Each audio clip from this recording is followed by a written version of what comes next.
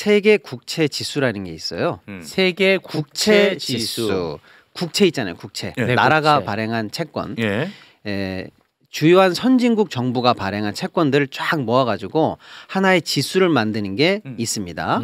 그러면 그 지수가 있다고 해볼게요. 예. 우리 코스피 지수, 뭐 물가 지수 이런 것처럼 하나의 지수가 있는데 그 지수가 있으면 그 지수를 그대로 쫓아가는 금융 상품은 있습니다. 예를 들어서 코스피가 올라가네? 그러면 코스피 수익률이 5%야.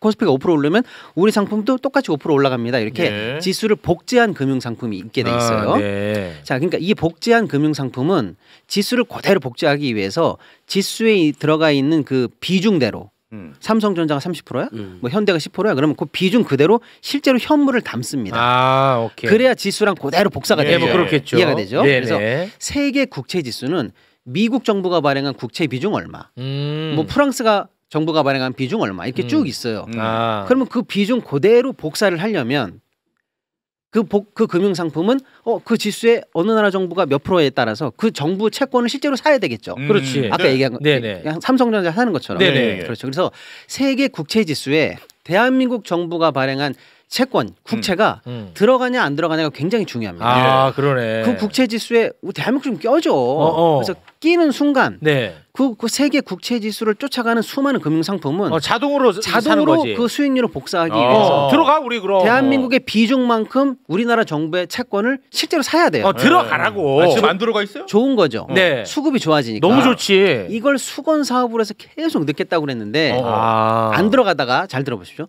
작년 10월 달에 들어간다라고 해서 발표가 났어요. 호재죠. 네, 호재지. 그래서 야, 드디어 좋은 일이 생겼다라고 했고 작년에 발표될 때 뭐라고 그랬냐면 이제 한국을 껴줄게라고 하고 실제로 준비를 한 1년 해서 내년부터는 정식으로 이제 딱 지수에 한국이 들어가는 거야. 그럼 이제 많은 금융 상품들은 뭘 준비합니까? 1년간 안 봐도 뻔하잖아요. 한국이 세계적으로 국채 시장에서 차지하는 비중은 한 2%나 3% 되네. 그 비중이 나오잖아요. 네. 그러면 자기네들이 운영하는 돈이 만약에 1조야. 그러면 그중에 한 2%는 빼가지고 이제 조만간에 10월 달 되면 1년이 되니까 이제 한국 거 사야지라고 준비를 알아서 하고 있습니다. 네. 근데 이게 지금 왜 중요하냐면 올해 우리나라가 국채를 200조 이상 발행하는 역대 최대로 발행하는 해예요. 올해가. 우리나라 채권을 누가 사줘야 될 거 아니에요. 그렇죠. 근데 많이 안 사주면 어떻게 돼요? 아, 우리 거 좀 사주세요라고 막 세일즈를 하러 다녀야 돼요. 그럼 이제 가격이 그러면 떨어지지. 가격이 떨어지고 이자율이 올라가요. 그렇지. 그럼 그걸 다 누가 부담하는 거예요? 우리 국민이 부담하는 거예요. 국채니까. 근데 우리 국채를 안 그래도 세일즈하러 다녀야 되는데 세계 국채 지수에 들어갔어. 편입돼 너무 좋지. 그러면 그 지수를 쫓아가는 금융 상품은 강제로 한국 걸 사야 돼요. 그렇지. 너무 좋지. 너무나 수급에 어떤 막힌 혈이 뚫리는 거죠. 뚫리지. 너무 좋은 호재 아닙니까? 네, 빨리 들어가라고. 그래서 올해 10월부터는 다행히 수급이 뚫리겠구나. 안 그래도 올해 우리 국채는 200조 이상 팔아야 되는데 요거를 후반기에 매치할수록 사줄 사람들이 대기하고 있겠죠. 됐어. 올해 10월부터는 살 테니까 라고 해서 요거 스케줄이 쫙 맞춰져 있었어요. 10월부터 됐다. 그런데 어저께 발표됐습니다. 네. 야, 한국 국채 편입 좀 미룰게. 왜? 왜가 중요하죠. 일본이 항의했다는 거예요. 또 뭐야? 윤석열이가 그렇게 일본한테 그러니까 일본에 그렇게 추종을 하더니 근데 이건 다 갖다 주더니 너무나 충격적. 오염수도 지금 다 빨아먹었는데. 너무나 충격적입니다. 국채 지수에 편입되기로 확정이 됐는데 지금 이제 우리를 다시 떨군다는 발표는 아닌데 야, 한국 넣어줄게. 너희들 넣어주는 건 맞는데 정확하게 반영되는 시점을 올 10월로 잡았던 거를 좀 미루자. 왜? 내년 4월로. 나 진짜. 요렇게 해서 미루는 발표가 났거든요. 근데 이게 보통 이렇게 미뤄지는 경우가 지금까지 있나 봤더니 한 번도 없었어요. 없어요 또? 네. 그러니까 편입 시점이 연기된 적이 지금까지 한 번도 없어요. 근데 우리나라가 최초로 거의 지금 갑자기 연기 발표가 난 거고 이유가 뭐야? 라고 물어봤더니 저희가 시장에서 추정하는 건 두 가지입니다.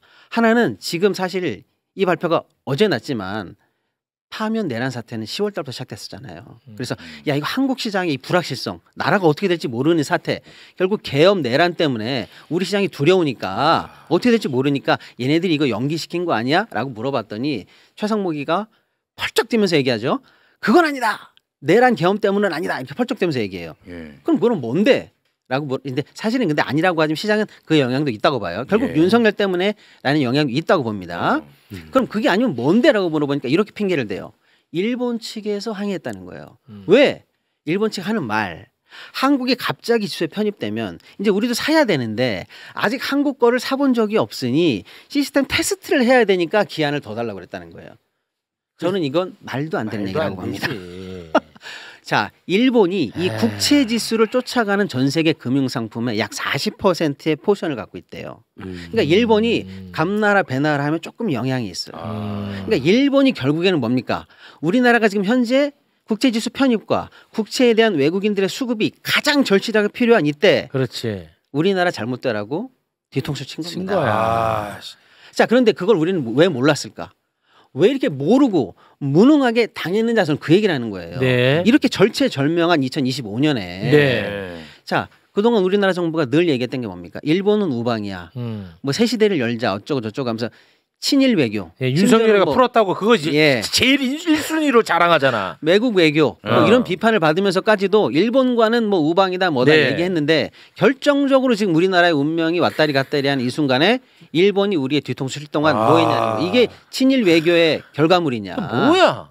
아니 그러니까 한일 관계 좋아졌다고 그렇게 자랑했어요. 그래 좋아져서 뭐가 도움이 되냐고. 나는 굴욕적이더라도 네. 도움이 되면 나는 오케이입니다. 그렇죠. 실제로. 뭐가 도움이 됐어? 예. 그래서 이게 보통 문제가 아닌 게 첫째 아까 얘기한 것처럼 연말에 쭉 스케줄을 맞춰놓은 우리나라 국채에 지금 소화가 안 될까 봐 걱정이에요. 소화 불량. 자, 둘째 국채를 그럼 어쨌거나 연말에는 팔아야 되잖아요. 그러면 이자율이 올라갈 가능성이 많죠. 산다는 사람이 줄어드니까. 네네네. 그러면요 추가적으로 민간 시장에 있는 금리들이 다 올라갈 가능성이 있죠. 네. 안 그래도 아까 기업 어렵다 그랬잖아요. 기업들 조달 금리가 연쇄적으로 올라가면서 경제 부담을 가중시킬 가능성이 당연히 높아지죠. 이거 보통 문제가 아닙니다. 여기서 건드린 효과가 뒤에 가면 엄청난 나비 효과를 일으키는 것처럼 굉장히 중요한 문제예요. 자, 그다음에 지금 환율이 굉장히 안 좋아요. 그런데 이 수급이 좋아지는 건 뭐냐면 외국인들이 우리나라 국채를 살려면 어떻게 해야 돼요? 원화로 사게 되죠. 네. 우리나라 원을 사야 된다는 얘기예요. 그러면 환율이 지금 안 그래도 1,480이니 뭐니 피곤한데 이게 만약에 수급이 뚫리면은요 얼마짜리 수급이냐면요 여러분 70조짜리 수급이에요. 70조. 이 세계 국제지수에 들어가면 70조 원이 우리나라에 들어오는 거예요. 어마어마한 자금입니다. 중요하네. 중요하죠. 예. 70조 원이 들어왔을 때 환율 시장에 끼치는 안정적 효과가 엄청 대단할 거 아닙니까? 그렇겠죠. 이게 지금 딜레이 된다는 얘기예요. 아, 그러니까 환율에도 굉장히 안 좋은 영향을 미치게 되죠. 크다 커. 일파만파에 사실은 영향이 있는 거예요. 자, 그래서 결론입니다. 채권 스케줄, 자금 스케줄, 환율 스케줄 등등등 다 꼬이게 만들었는데 결론 그동안 시스템을 잘 완비했습니다라고 최상목이 늘 얘기했어요. 우리가 국제 시스템에 넣었고요. 외국인 투자자들이 투자하기에 부족함 없게 만들었습니다라고 했는데 결국에는 일본 애들이 아직 한국 거 사기에 뭔가 시스템이 테스트가 안 됐어. 이런 뒤통수를 맞은 거잖아요. 최상목이 넌 일을 어떻게 한 거냐 이 얘기죠. 네. 결국 시스템이나 테스트가 아직 미완성이다라는 핑계를 들을 만큼 왜 외국인 투자자 관리를 그렇게 했느냐라고 일단 욕을 먹어야 되고요. 네. 결론적으로 지금 가장 중요한 시기에 국제지수 편입이 연기될 때까지 아무것도 몰랐다는 것. 무능에 대해서 또 한번 비판을 받아야 되고요. 네. 그동안 친일 외교의 결과가 결국 일본으로부터의 뒤통수다. 네. 이것에 대해서도 정부 전체로도 책임을 져야 되고 네. 이 피해는 또 역시 국민이 고스란히 지는 우리 거죠. 국민이 져야 국민이죠. 되고요. 그러니까 보면은 무능한 최상목입니다. 최상목이랑 한덕수는 할 일은 하나도 안 하고 맞아요. 안 할 일은 예. 다 하고 역사상 가장 나쁜 자들이야. 가장 무능하고요. 가장 무능하고 가장 나쁘고 가장 매국적이고 네. 가장 파국적이야. 네. 그것 또한 우리 알려야 돼. 환율이 안정이 굉장히 중요하잖아. 환율 10원 오를 때 한전 하나 공기업에서만 2천억 1년 2천억이 추가 비용이 된다고 했거든요. 추가로 적자가 늘어나 2천억이. 근데 윤석열 내란 때문에 환율이 얼마 올랐다고? 최소 30원 올랐다고 그랬잖아요. 예. 그런데 이것도 또 실패를 해? 네. 아주 이런 매국노들도 매국노가 없네요. 네, 알겠습니다. 아.